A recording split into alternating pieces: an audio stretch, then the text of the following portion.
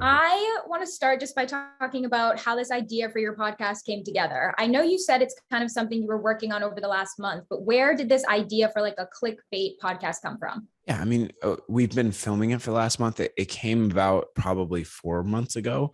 I've always wanted to do a podcast. I just never really understood kind of the dynamics of it. And I've had endless pilot seasons, just endless amounts of like random podcasts I filmed with my friends that never aired, just in my bedroom. And ever since we did the Netflix show, I partnered up with Wheelhouse, and they're like, "We'd love to do your podcast." I was like, like the little kid in me just came out, and I was just so ready to kind of just go head on to it. So, yeah, the concept of it is essentially there's a lot of things in social media world that not a lot of people know, or even just celebrity world as it is as well. Like I don't know what, for example, let's say, I don't know what Justin Bieber goes through on a day-to-day basis. I don't know what his traumatic experiences has been. I don't know what he's been through. That's exactly what this podcast is for. It's kind of giving some light to people who may not necessarily understand or feel like they've been dealt bad cards and feel like they couldn't do this. Like when I was a kid, I was obsessed with the Paul brothers, though I was obsessed.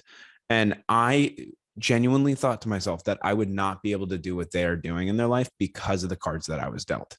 And I became friends with Logan. I became friends with Jake. And I learned that there's a lot of things they went through that would be like detrimental or traumatizing, and yet they powered through it. So it's like, it's to give stories to countless fans and countless people who want to be inspired and be like, damn, I can do this. And it's just inspirational in my opinion. And it gives them, like the creators, an outlet to talk.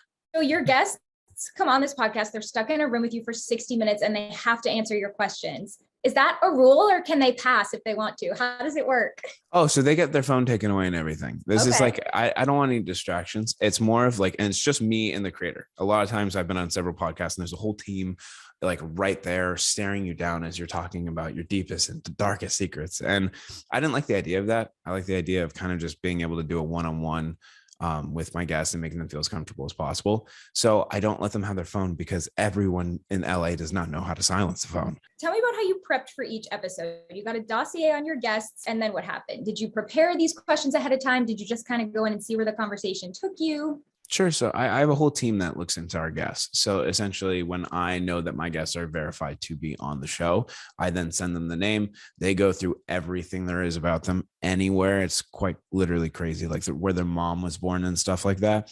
And I just get every little information on a Google Doc the night before. And then from there, I can generate my own questions to make my life a little easier when I'm in the conversation to kind of apply them. And then as I'm doing that, I have my whole entire team in the other room watching the podcast, asking me separate questions that they would want to hear. So it's kind of like multiple moving parts at once. What are you most excited for fans and viewers and just your audience to see? What do you hope that they get out of this podcast? I think honestly, like I said earlier, it's more of, honest to God, it's for me at the end of the day. This is something where, and the creator, but for what I hope everyone gets out of it is inspiration, or at least to understand a creator more. There's going to be, don't get me wrong, there's a bunch of terrible creators, like at least people who have not gone through anything. They kind of just want to be them. But like what I'm saying is I'm creating a platform for, wow, I got to think about this for a second. No, I'm creating a platform for creators to be able to tell how they feel. And that's what I went out to do. And the main thing that I thought about was just kind of like how I thought the odds were against me when I was in a position of not being a creator.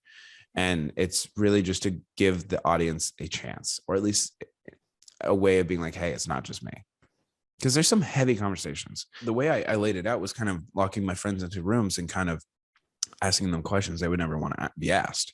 It's like we all have a PR face. We all have a way of not answering questions. When paparazzi come asking, we always just reiterate what they said and be like, oh, I don't know. And that's what we've always done. It's what I did. It's what my friends did. And to be able to give them a safe place to talk about the things that they want to talk about, but they feel like they can't articulate, or they feel like they can't be able to say without having it twisted, is the most beautiful thing in the world. Because let's be honest, mental health is a really crucial issue. Drug abuse is a crucial issue. Things that normal people or like things that people go through that don't want to talk about it. It's just crazy. But for some reason, they wanted to talk about it on my podcast, and one after the other, after the other, after the other. And I was like, I guess my podcast has shifted, because it didn't start off like that. It started off as just me asking them crazy questions of what they weren't going to answer. And it turned into like them answering them and going into how they feel. And I was like, whoa. That's nuts.